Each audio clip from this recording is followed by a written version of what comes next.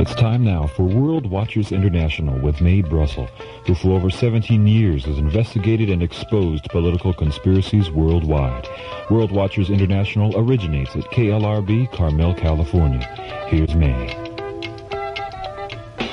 Good evening. This is Mae Brussell in Carmel, California. This is broadcast number 514, October the 11th, 1981. Before I get into the subject of Anwar Sadat and the murder this week, I want to mention the death of an author. Some of you may know of him, some of you have never heard of him. 84 years old. He wasn't assassinated. John L. Spivak. A friend gave me a copy of his book, Secret Armies, a few years ago. It was published in 1939, a very important book about Nazi infiltration throughout various countries in the world, in the United States, England, South America, the activities of the Nazis spread around the world and the intent to keep the Nazi organization going for a long, long time. He passed away October the 5th. This was last Monday. As I say, 84 years old. He spent a great deal of his life exposing Nazis pre-war. This is before Germany invaded Poland. This book came out, The Pre-War Nazis That Were in America. He wrote about the Klan and corrupt institutions in the United States. He was described as the best reporter the United States ever had, and identical to George Seldes, who's written many fine books, who is still alive.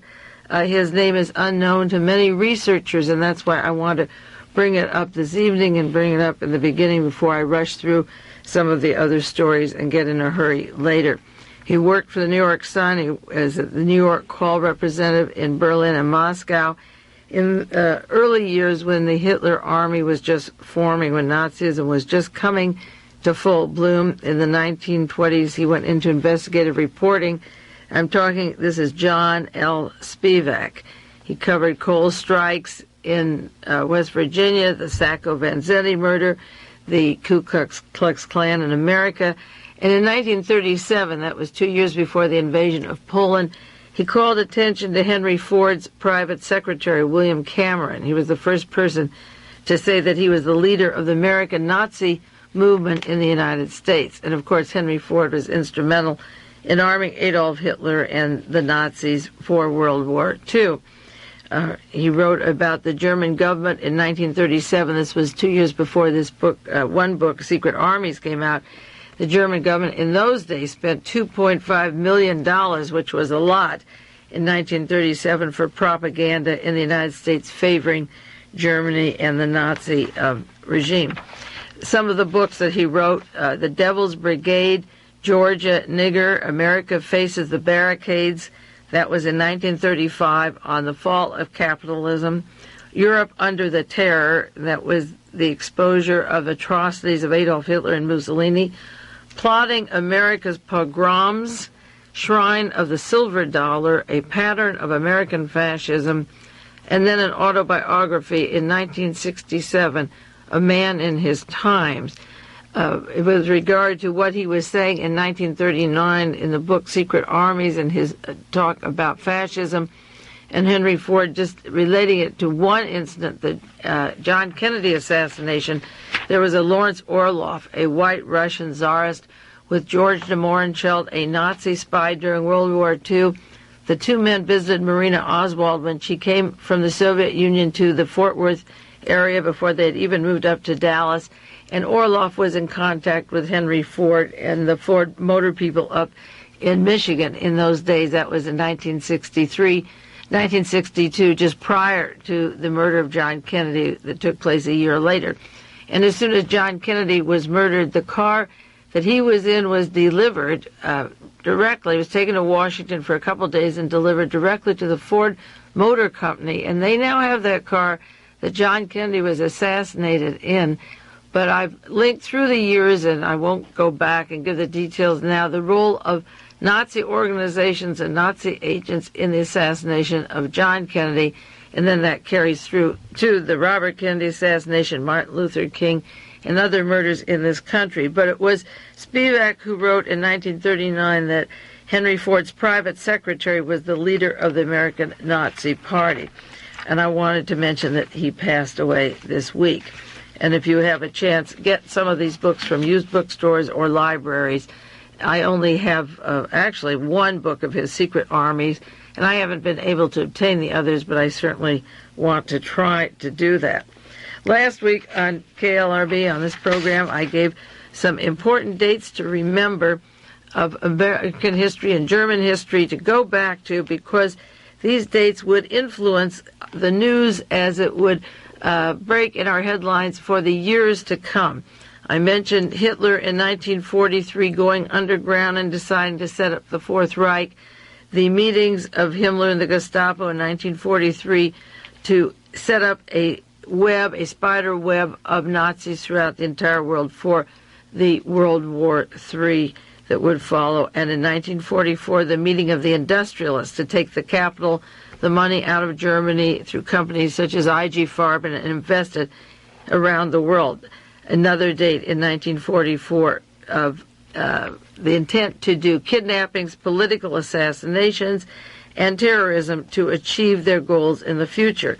Now, why did I give those dates to you? I gave them because of the events that you are going to see fall and just gush out in the years to come, ever since Ronald Reagan became the President of the United States, have to do with those early days that were set, and that Reagan is the front for those long-laid plans that are now working very nicely, and that is why we're seeing so many coups and changes of governments or attempted murders ever since Ronald Reagan was elected and took his oath of office. The murders will keep rolling along because this secret team has achieved what they want in the personage of that Hollywood actor who is the front man for that group. And I was on the air last Sunday night on this station, and Monday I did a guest spot on another local station that I go once a month or so, K-Ocean, to talk about the update of the news for the month, and described the possibility of future murders and assassinations, and mentioned both Gaddafi and Sadat. And of course, the next morning, Sadat was dead. I wanted to add some more dates to your list, those of you who get these tapes and have the printed sheets, and those of you who listen can listen carefully, because the murder of Anwar Sadat just didn't happen in a vacuum. It just didn't take place that four crazy fanatics decided to shoot him at that moment in time. All of these murders have a repetition, a pattern, and the same background, and if I go over them with you, you can see the similarities through the years, but the groundwork for them, setting the stage for what is to follow, took place way back in those early years, just as World War II was declining. Another date to put on your list of importance was September 1st, 1944, when the German military went on the radio in Brussels, on the Nazi radio, and said, one of the top officials said, "One day we shall come back. Until then, à bientôt. We will return." They said that at the end of World War I, that they would be back by 1939. February 26, 1945, and keep in mind, Roosevelt died in April of 1945, and the peace treaty wasn't signed till late April 1945, but February, 2 months before the war was over, the Soviet Union had documents in their possession that there were plans to convert the Nazi Party into an underground group for the Third World War. This was in the possession of the Soviet Union, and they still have those documents.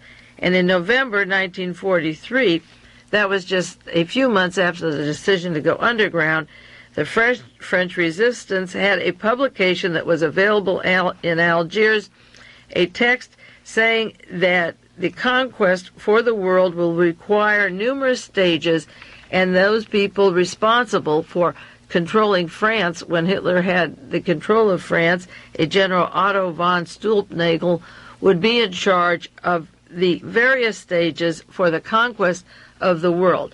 Now, this conquest has been planned going back from the time of the Versailles Treaty until World War II was over, which they didn't accept, the Nazis didn't accept as a defeat, but just a stalling place to get ready for World War III. So when you read about laser beams and weapons and neutron bombs and atomic bombs and missiles and AWACS, this is the plot that was hatched that far ago, and In many, many books, I have literally hundreds of books of dates that carry you from that stage right up to the present day.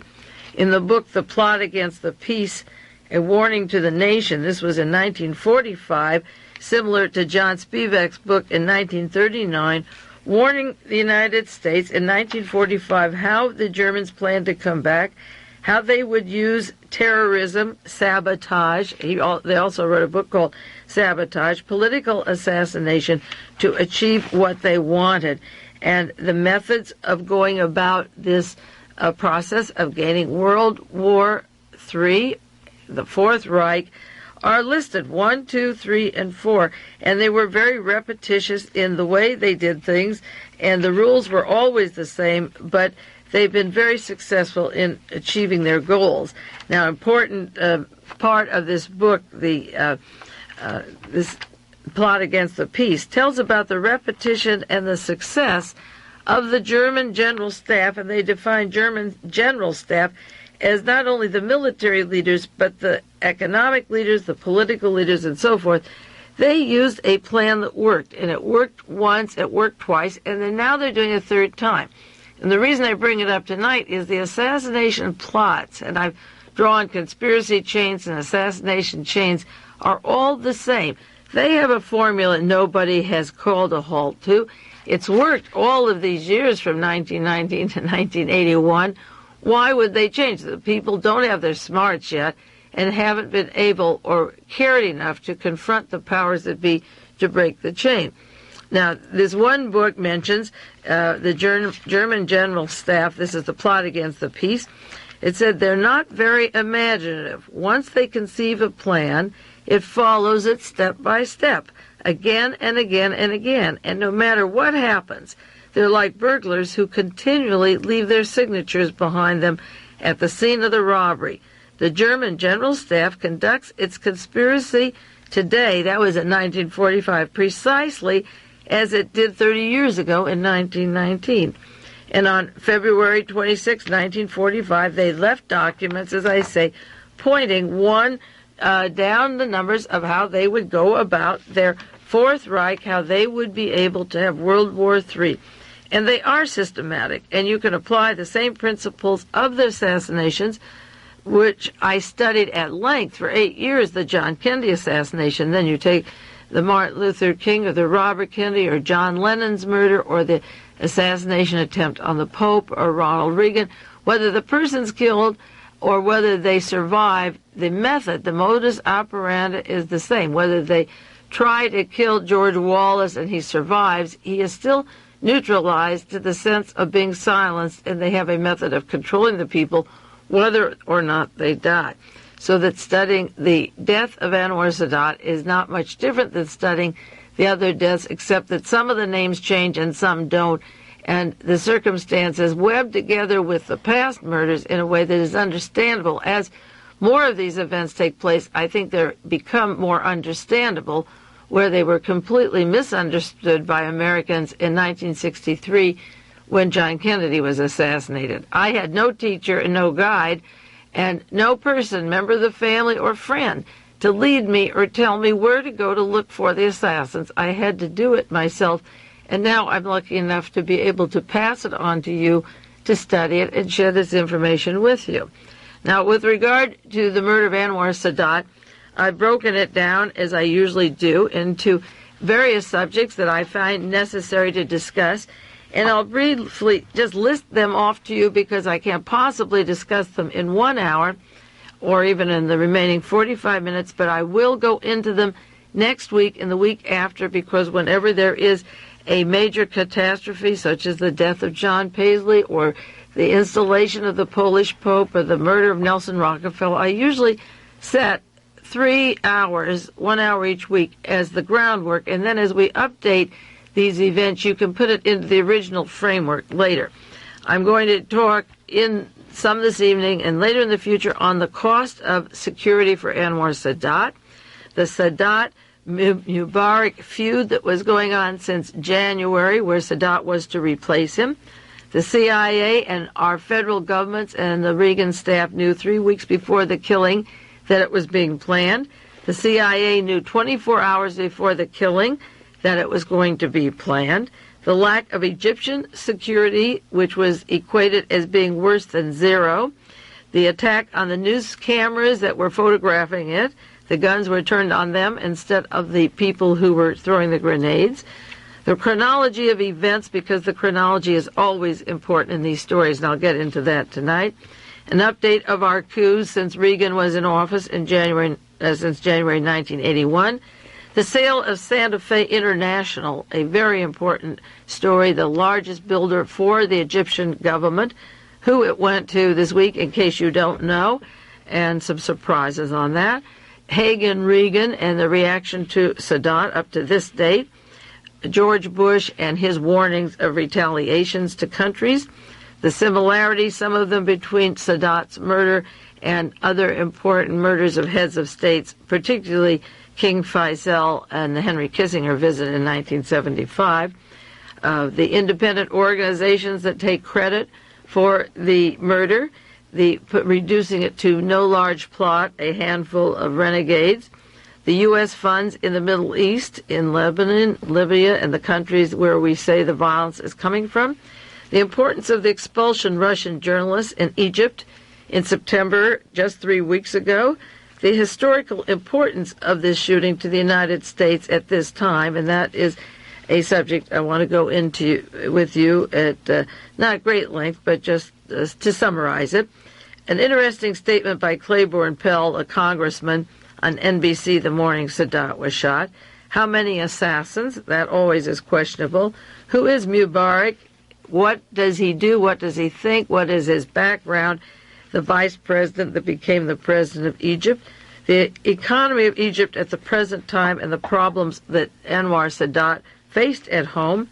The U.S. escalation of troops into the Middle East, which Haig is grabbing as his opportunity, and that goes into the category of motives for shooting Anwar Sadat, is that we'll have a full-scale application of troops and weapons and bombs right in Egypt, and we'll have our men right there assuring us of all of these war toys to make ready for turning the Middle East into a bloodbath like we did in Vietnam. I wrote in 1974 in one of my first published articles that when they were coming out of Vietnam, they would go directly to the Middle East to get ready for World War III over there, the same team, the same names. And then, of course, we'll go into the media control of the killing of Sadat, which was absolutely amazing, both in America, the United States, and in Egypt. And then the U.S. delegation, I call them the snakes. That is Gerald, Ford, Richard Nixon, Jimmy Carter, and Haig. And I compare them to four of the most treacherous types of reptiles and their journey over there for the funeral. The funeral control, deciding where he was buried, who should be there, and so forth. Sadat's relationship to King Faroek in Great Britain, how he helped chase them out of Egypt. Why Sadat died alone, a lonely man. Then I will later, maybe next week, go into the CIA plans to kill Nasser when Sadat became president, documented by David Marks and Victor Marchetti in The Cult of Intelligence and Miles Copeland's book on the CIA.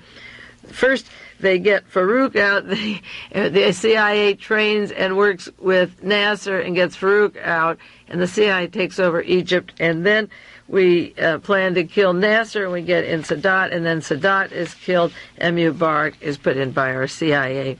And then, of course, the effect of this particular Middle Eastern problem on certain countries, Israel, Great Britain, Libya, and Iran and the Soviet Union. Those are the only 5 countries that I think it directly affects to be very important, the murder of Sadat. And then the witnesses that are killed always in these stories so that the truth can't really be told as it should, and the discrepancies in the reports from the first. And then the blame, Pete McCloskey has a story today, the Jews are responsible for Sadat's death, and Randolph Hearst has to go into the terror network. Those the 2 ways that Adolf Hitler spread his propaganda with millions of dollars as early as 1932-35 in this country, and the Nazi Fourth Reich continues it today through these mouthpieces. You see, either the terrorists or the Jews. It's the same old script. It'll never end, and it was in the newspapers today. If it isn't the terror network, which is the newest craze because of the book by that name that came out this year, to be synchronized with these operations of our CIA, if it isn't the terrorists, it has to be the Jews. And, of course, that's what you read in the paper and underneath the lines, and even people, as I say, like Pete McCloskey. Well, going down the line now for as much as we can do, this week the cost of taking care of Sadat. Many of you might have seen the articles, but I just have to say it for laughs or sadness. $20 million of your tax dollars, maybe school lunch for some children, or I don't know what, abortions for the poor, the raped, or whatever. Wherever you want to spend it, we spent $20 million to keep Sadat safe. We spent $20 million to get Faroek out and England out of Egypt. We spent another $20 million to kill Nasser, and then we spent $20 million to keep Sadat alive, and it'll cost $20 million to keep Mubarak alive. That's about 20, 40, 60, $80 million. Changing heads of states in Egypt, the United States has gained very little for it except selling a lot of hardware for a handful of corporations that keep taking in their money. This goes back to the Nixon administration on up to the president, $20 million. And when they want him gone, he's gone. And it's a terrible waste of money. The CIA wants more secrecy these days. They want a larger budget of $22 billion. They're total idiots. And the one thing that we don't have that Germany had, and they can't direct us like they direct themselves, is self-discipline and their smarts. I don't think they ever wasted $20 million as easily as we did. But part of the plot to bring America down on its knees maybe, and I believe it was, to encourage us to get into these various conflicts such as South Korea, Vietnam, Laos, Cambodia, Iran, Southeast Asia, all over the world, Egypt, into these various countries, is to bring us to the point of bankruptcy, spend our money wherever we can, and cause a rampant inflation with high interest rates, destabilize the United States, treat it as a conquered country, and we fell for all of that bait. And one of our expenses was the security of the head of Egypt, and when the CIA wants him out, he's out. Security doesn't mean a thing. Now, as far as the Sadat-Mubarak feud, because there have been a lot of stories that a runaway renegade group were behind this assassination. The Israeli intelligence, which is very good, in fact, it's damn good, if you'll pardon me saying that, but it is, knew for a long time there was a struggle between these two men. It was described in the Los Angeles Examiner today, October the 11th, 1981. I was down in L.A. for the week and picked this up at the airport yesterday. A bitter struggle between these two men going back to January. That there was an illusion by the media that Hosni Mubarak was 100% loyal to Sadat, that he was a stereotype, that he was a subservient yes man. But Israeli intelligence picked up as early as January, at the same time Reagan was getting into office, that he was not Sadat or anywhere near him. He was a backup any more than Lyndon Johnson was LBJ, and he said he would go for the Great Society, which has been wiped out or negated for the most part. Mubarak was not 100% loyal. Sadat wanted to fire him. He hired a watchdog to keep a close eye on him. And this reminds me of when Ronald Reagan came to office. He took one of the California justices in this court in California, Clark, and made him one of the deputies under Haig. And I had some articles that Reagan trusted Clark as a long friend from California. He put him on the court, trust him, and he wanted him to be in the State Department watching Haig. And this is the way Sadat had made a new cabinet arrangement with somebody to watch over Mubarak, but that didn't work, did it? Now, January the 5th, as soon as Reagan was making his transition team in Washington, ready to take the oath of office, January the 20th, 1981, in Jerusalem, those same weeks when Reagan had moved to Washington and was setting up to take the oath of office here, there were warnings in the Jerusalem Post that Sadat was going to change his cabinet, that he was going to stop the power drive of his vice president, and his closest associates were watching Sadat. So this effort was stopped. It didn't work, and Mubarak was not watched by a special cabinet position that was created. There was a minister for presidential affairs that was created, a new post by Sadat to keep an eye on his vice president. But it was translated in this article in the LA Examiner as saying it merely meant to assist the president in controlling the vice president.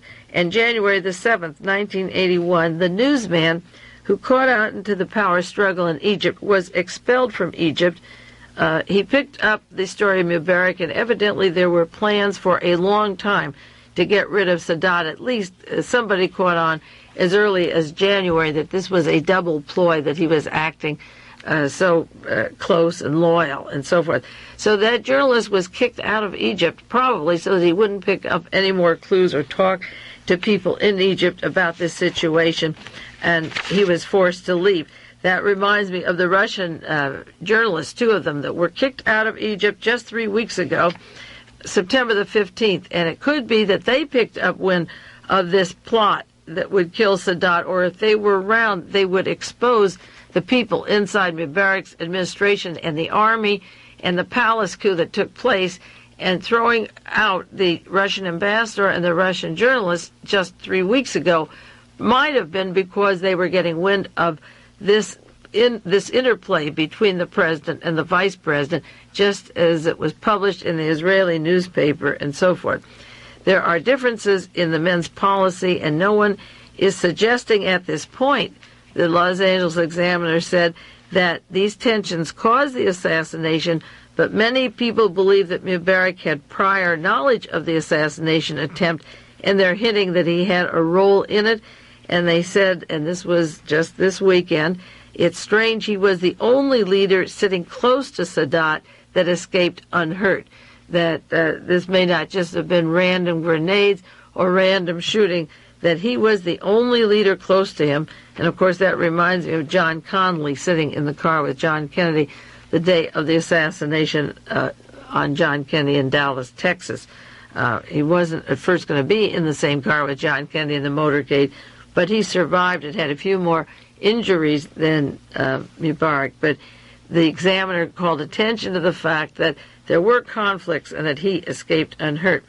Now, the security forces, according to this article on the feud, were worse than zero. They ran in different directions. And I have 4 or 5 articles just from a few newspapers telling the failure of the security forces around Sadat. And they had to be bad because if the CIA knew ahead of time and if Sadat knew ahead of time, he could have had a bulletproof vest. They could have had an ambulance with extra blood instead of going 20 minutes away to a hospital.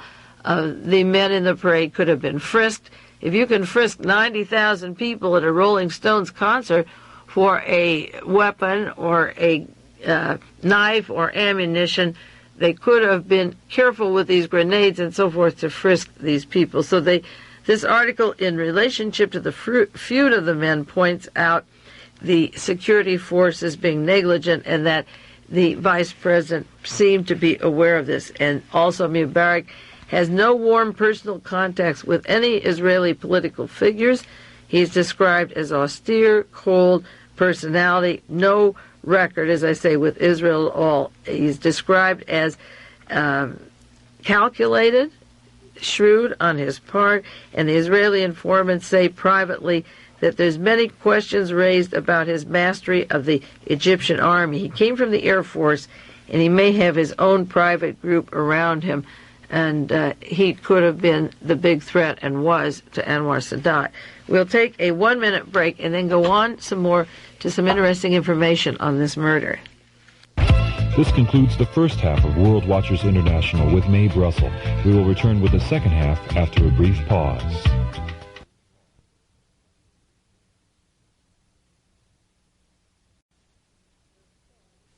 Okay, the Los Angeles Times had an article this week. A lot of these articles I'm sharing with you are just from the South because I was down there all week and reading those newspapers and haven't gotten the newspapers from the East Coast yet to read the articles on the murder of Sadat. But there's plenty of information coming down to Los Angeles also. The Los Angeles Times October the 9th has an article. The CIA knew 3 weeks before that Sadat could be killed.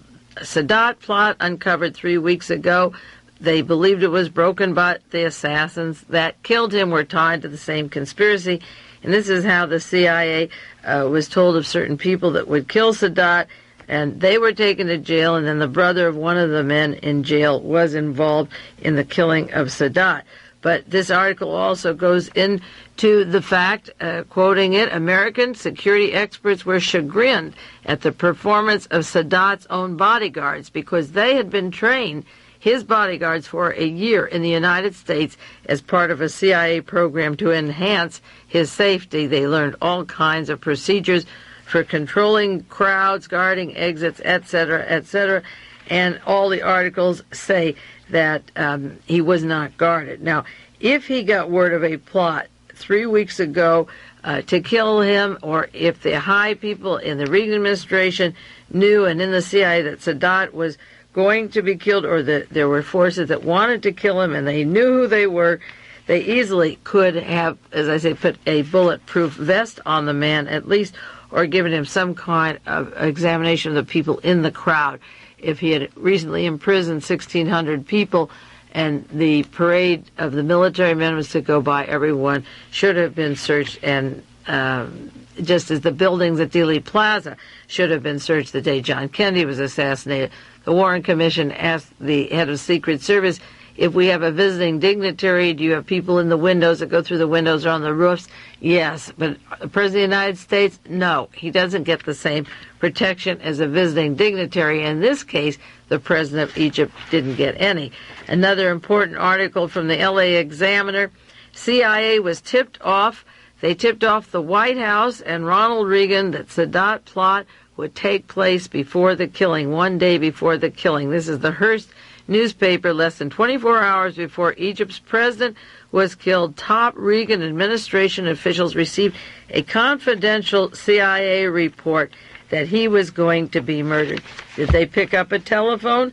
You bet they didn't. And his Secret Service, as I say, there were many articles just in the 1 week on the Secret Service. One from the LA Examiner, or the Evening Herald rather, security forces failed Sadat, said the eyewitnesses. They failed in every respect. One of the most shocking things was that the photographers at the scene of the crime, and many of you may have heard this, began to take pictures as soon as the gunfire started, and the security officers turned their weapons on the cameraman and announced no pictures. And as a matter of fact, one man was taking pictures for television, and I believe he was one of the people that was killed. That was one of the accounts on the radio. They shot or aimed guns at the people taking pictures. Now, after the Warren Commission expose of the assassination of John Kennedy and the use of the Abraham Zapruder film to show the location of the assassin that did the fatal headshot, I guess that this team learned no more pictures of people doing the shooting. We'll kill the cameraman, but we don't want any pictures of the recorded events. And also it gives a chance for the people who did the murder to leave town and substitute doubles because you have no faces to identify.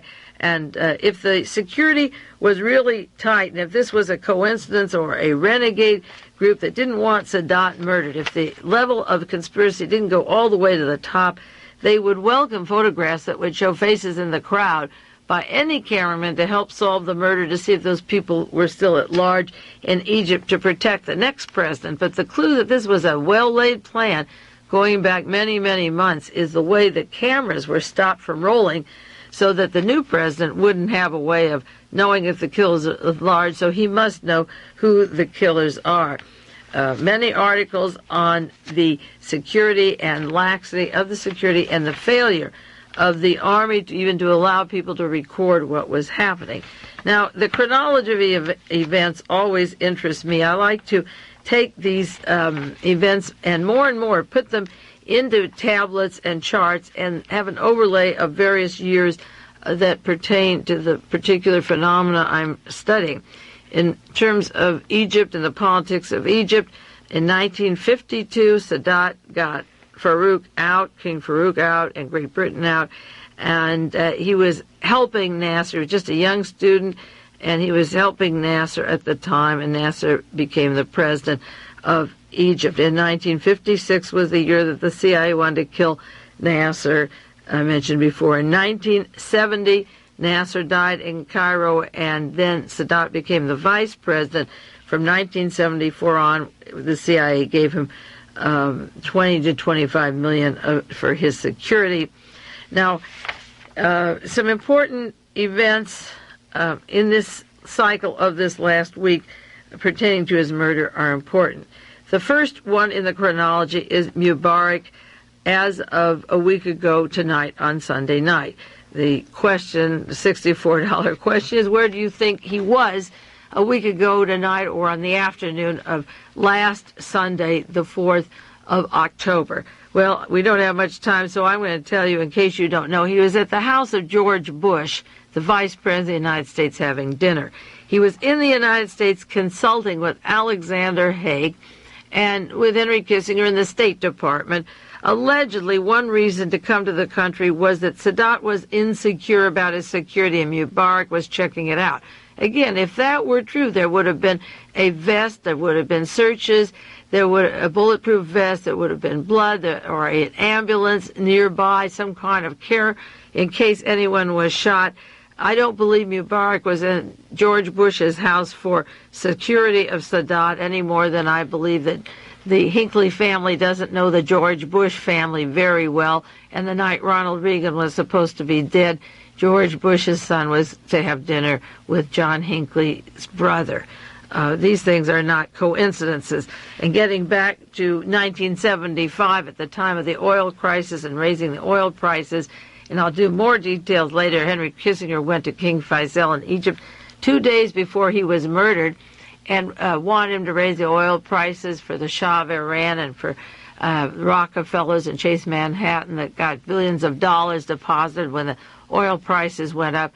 Faisal didn't want to do it, and 2 days after Kissinger left, Faisal was dead. And 2 days after Mubarak left Washington and George Bush's house, Sadat was dead. I don't believe these are coincidences at all. The October the 5th, this is the 4th, Mubarak was at the home of Bush in the United States, Vice President Bush. The next day, October the 5th, the CIA knew on that day that Sadat was going to be murdered. October the 6th is a Muslim holiday. It's a feast and a special day where they go to Mecca, so it's a good day to have an assassination if you want something else that's occupying the Muslims or other people at the time. And not coincidentally, it is the Jewish Yom Kippur, the holiest day of the year, so that if Israel were to be affected or Begin, psychologically, certainly because of the peace that Sadat had made the overtures to make with Israel, and I'll go into some of that next week probably.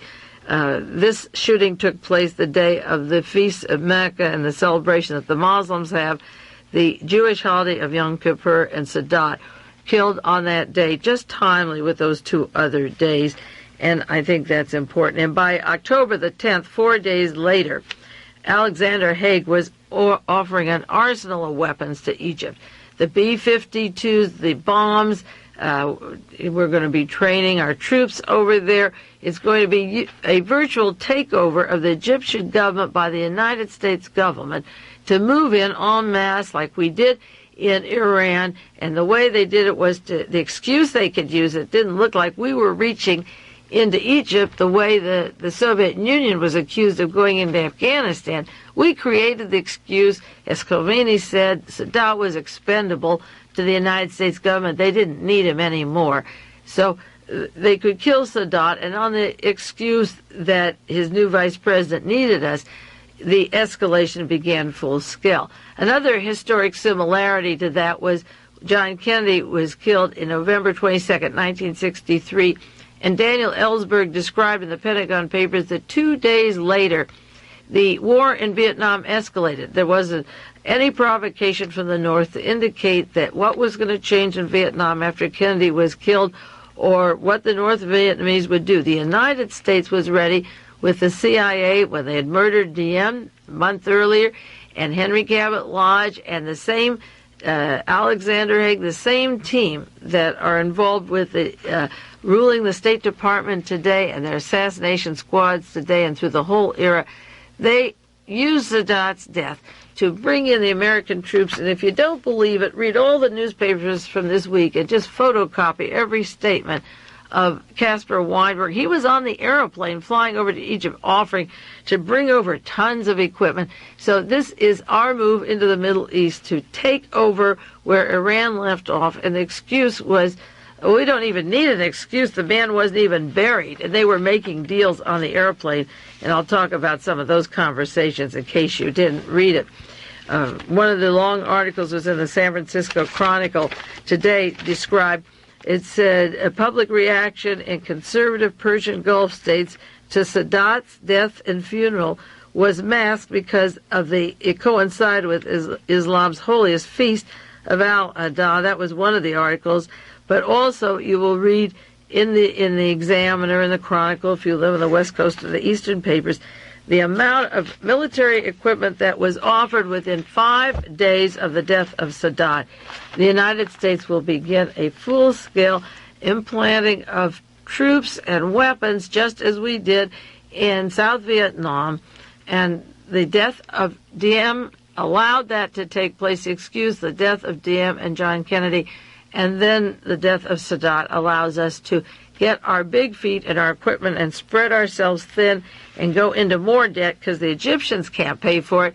The economic status is terrible there. The unemployment's terrible.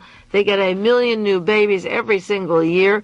No jobs, no way to feed them. We'll either give it to them so you taxpayers have to pay for all this equipment over there, or we'll loan it to them and there'll be these huge debts that they never can pay. But this will be the time for the United States to take his death and just move themselves over. Now, this was a coup. There's no doubt about it. I've listed the coups. It was in July. My goodness, it was that long ago. Of the coups since Ronald Reagan came into office. The attempted coup in Spain of the King and Queen in February. The March 1981 attempted coup in the United States involving George Bush and Alexander Haig in the Reagan shooting.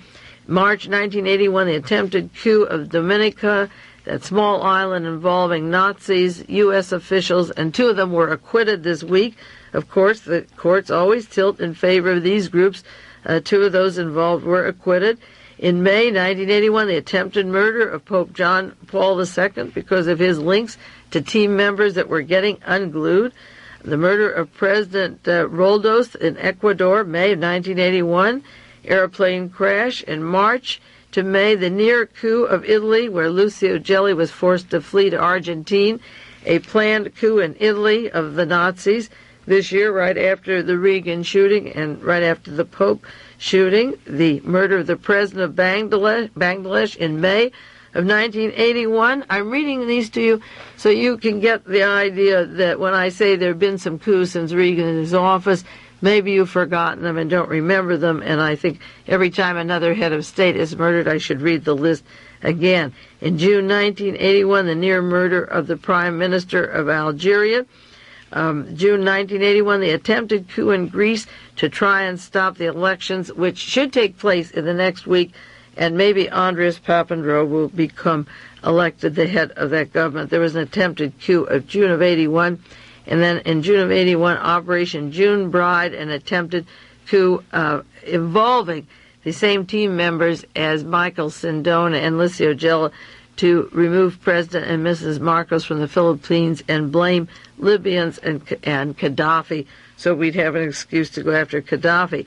In May of 81, there was another attempted murder plot against the King and Queen of Spain that was halted. And the Reagans are entertaining them in Washington this week. I hope they don't get poisoned. After 2 murder attempts since Reagan's in office, they're coming to the White House for dinner. That kind of takes a lot of guts, you know. March 81, the sabotage on the plane of Mrs. Gandhi, assassination attempt in the United States. And then the stories of the CIA plan to kill Gaddafi that Jack Anderson wrote about, that were in the various newspapers. The threat to kill Begin this last week, and the murder of Anwar Sadat. That is a lot of heads of states or attempted heads of states for a short period of time, you have to admit. And I know that these things will keep rolling. Now, as far as that coup goes, the vice president, as I say, of Egypt was in the home of the vice president of the United States 2 days before Anwar Sadat was murdered. That indicates to me the suggestion, in addition to the lack of security and the CIA knowing in advance and pretending to be the friend of Sadat, there was a tight coup. The second point is that all satellite pictures were kept from the Egyptians. We were told that he was probably killed, and Reuters said Sadat was killed.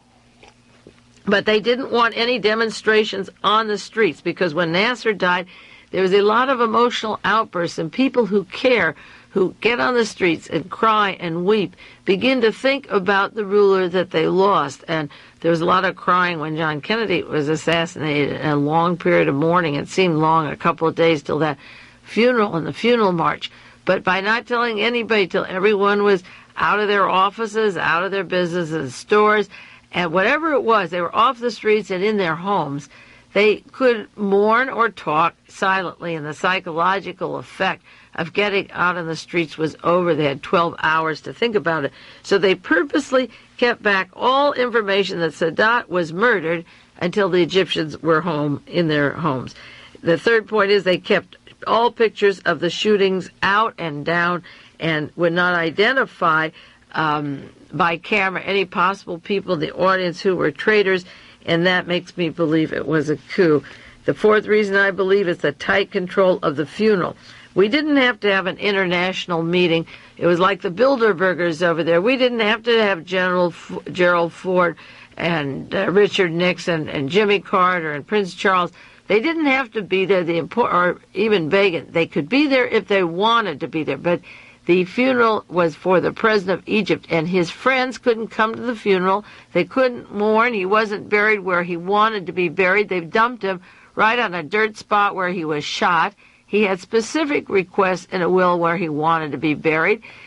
All of this was disregarded. He's a garbage person. There's a book that I never liked, I've referred to, that came out about the Manson family, called The Garbage People. Well, we treat rulers or ex-rulers we don't want as garbage people. We put them in a plot of dirt. Here's where you're killed. Stay there. They put a piece of cement on his head over where his head would rest, I guess, and that's it. His requests weren't considered. The people weren't considered. People went out to the funeral, and the army had cut them off. They cut off the streets. They shot into the air. It couldn't have all been for security. If it was that much security, just keep the heads of states home and have the funeral for the people. It was their president, but as articles said in the newspaper, it wasn't as if it was their president. And that gets back to some of the quotations I've had on this program that you've seen in that marvelous movie Network about corporations being larger than countries and corporations taking over the role of countries, that there are no more countries, there is no more Sadat, there is no Egypt. It's an oil company, it's a corporation. Whoever makes money off of it owns it. And immediately after the shooting, of course, martial law was imposed, and then finally the U.S. Used this excuse to not only blame the terrorists and the Muslim Brotherhood, that may or may not have been used because the CIA also funds those groups, but they had this very tight martial law imposed, keeping the people ignorant, keeping them from knowing what happened, and controlling the cameras. That's the way the coups are run. If you want to know more about it, read Lutwak's book, Coup d'etat, and follow the pattern. That's what happened in Egypt. Now, about corporations running countries, that people don't run countries anymore. There's an article in the Los Angeles Times, 2 articles this week, about a company called the Santa Fe International Corporation. It's not Santa Fe Railroad, it's the Santa Fe International Corporation. And the minute Sadat was murdered, on the air on NBC News, they were explaining that Santa Fe is the largest builder of oil wells and oil machinery and exploration or whatever engineering equipment is needed in the country of Egypt, built for Anwar Sadat. Just as Bechtel builds for Saudi Arabia or the Fluor Company down in Los Angeles, Orange County, wherever, the largest company that builds for Egypt, the Santa Fe International Corporation, is that company that does the building, just as Brown and Root the company that was behind LBJ, that allegedly was pocketing money, and Mrs. LBJ, Lyndon Johnson, some of you are too young to remember LBJ as that notorious vice president to John Kennedy. Brown and Root were selling all the cement and equipment for paving roads and airways down in Vietnam when the war was going. We have corporations who divide up the world and build part of the world, and the Santa Fe Corporation, the Santa Fe International, is the corporation that is the biggest in Egypt. Now, the same day that Anwar Sadat was shot, it came out in the Los Angeles Times that Kuwait, a country not sympathetic to Israel, they didn't send a representative to the funeral of Sadat because they don't like his policies. Kuwait bought the Santa Fe International Corporation. And I don't want that to get too complicated for you, but this is the largest direct investment by any Arab country in the United States of America. According to the Los Angeles Times, the Alhambra base, that's at Southern California, Santa Fe International, was acquired by the Kuwait Petroleum Company for $2.5 billion. The acquisition dwarfs any previously disclosed direct investment of the United States by an Arab oil-producing nation. Now, Max Greenberg, who I know of, the president of the Anti-Defamation League, asked about Kuwait buying up the Santa Fe, and he was very vague about what they would be doing in terms of boycotting Israel and so forth. But the largest builders in Egypt made a transfer the day that Sadat was murdered, that Kuwait would buy this company. And the interesting part of this transaction, the most interesting part of all, is that among the directors of Santa Fe International is President Gerald Ford and Roderick M. Hills, former chairman of the Security and Exchange Commission. Now, our famous CIA director, William Casey, was head of the SEC, the Security Exchange Commission, and it would be interesting to know, as this international wheeler-dealer CIA, organized crime, contacts, and so forth, Casey's knowledge, role, or what was his role with Roderick M. Hills? Was that the link of the CIA to the payoffs that will come later for killing Sadat and escalating the business interests and transferring the business? Now, the fact that Gerald Ford is on the board of directors of Santa Fe Corporation is shocking to me. I just see him sitting on that plane going over to the funeral, and the conversations that were repeated, unfortunately so disgusting, of our ex-presidents when they're supposed to be going to the death of a man, a head of state, and the way they carried on that plane. And we'll go into that at another time. But Gerald Ford surfaced. He was a member of the House of Representatives. He was on the Warren Commission lying about who killed John Kennedy, covering up for the Nazis that killed Kennedy. He's on the board of directors of 20th Century Fox. The attorney there is Edward Bennett Williams, the attorney for John Hinckley Jr., who shot Ronald Reagan. Gerald Ford is with the Flying Tigers and Madame Chenault. He's on the head of many, many corporations. But Gerald Ford is on the board of directors of a corporation that now belongs to Kuwait that will be building Egypt under the new president in Egypt. There was a big fuss. The next day in the L.A. Times, inquiries asked in the wake of the Santa Fe purchase, and they're asking the Security Exchange Commission to check into the consequences of this transaction. Benjamin Rosenthal, a Democrat from New York, said, "We must halt the trading in Santa Fe stock. It could have potentially grave consequences to the United States' interests." So whether the CIA arms Gaddafi or Idi Amin or the PLO, the CIA faction that arms them, arms the terrorists, the Red Brigades, or is involved in transactions such as the purchase of this corporation by Kuwait just the day that Sadat was murdered. You see, if Gerald Ford didn't have such a role in the murder of John Kennedy and later covering up the Watergate and the assassinations that followed the John Kennedy assassination, if he wasn't instrumental in being one of the men that puts the lid on that, it wouldn't be so bad. But having a history going back to those days and then becoming a multi-millionaire after that interim where he was the appointed president by crook Nixon, he's now on the board of directors of Santa Fe, which is a Kuwait corporation, and will continue, I'm sure, to build in Egypt and make a lot of profit under this new administration, because they will guarantee them all the airstrips and all the building that they need to make Egypt simply an American base for corporations to build and sell us hardware that we have to make to give to them. And a lot of it will come out of our taxes because they won't be able to pay the debt. Speaking of Kuwait, it was just several years ago in 1978 that the described as a soft-spoken ruler, he died. He was 62 years old. He was buried 13 hours later. Another sheikh came into power. There were a lot of changes of heads of states, of fairly young men in the interim from 1976 to the present. And Kuwait did change governments in 1978, and by 1981, 3 years later, they have purchased the largest single purchase that has been admitted of the any Middle Eastern country into the United States. Now, I have about 2 more minutes about Alexander Haig and his wife and going to the funeral, the way he's pushing these weapons.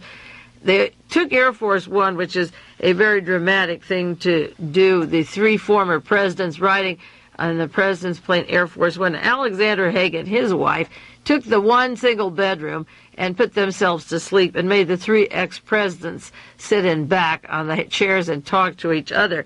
I think it's kind of funny because Haig is such a miserable scumbag, and he puts them in their place. They appointed him. Reagan had him there when the ship was falling down, and Haig had a high position, worming his way through every administration, jumping other posts that I've talked about before.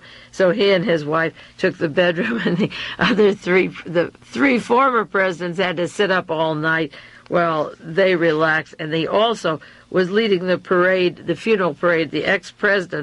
Our ex-presidents were way back in line with the crowd, so to speak, and Haig was right up front with the head of state. He's, for all the purpose, the president of the United States until we decide we don't want him any longer.